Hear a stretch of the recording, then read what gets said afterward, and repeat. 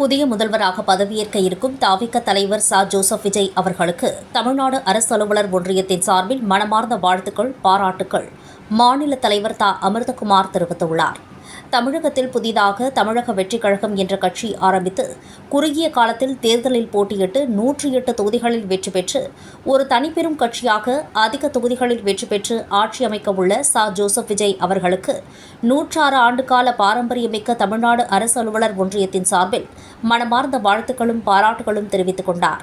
தங்களது தேர்தல் வாக்குறுதிகள் தெரிவித்துள்ளவாறு பழைய ஓய்வூதிய திட்டத்தினை மீண்டும் அமல்படுத்துவார் என நம்புகிறோம். 23 ஆண்டுகால பிரச்சினையான பங்களிப்பு ஓய்வூதிய திட்டத்தினை முழுமையாக ரத்து செய்துவிட்டு பழைய ஓய்வூதிய திட்டத்தினை அமல்படுத்தும் விதமாக தமிழக முதல்வராக பதவியேற்ற பிறகு முதல் கையெழுத்திட்டு தமிழ்நாட்டில் பணிபுரியும் அரசு அலுவலர்கள், ஆசிரியர்களின் எதிர்பார்ப்பையும் மீதி உள்ள கோரிக்கைகளையும் விரைவில் நிறைவேற்றுவார் முழுமையாக நம்புகிறோம் என வாழ்த்து செய்தியில் மாநில தலைவர் த. அமிர்தகுமார் குறிப்பிட்டுள்ளார்.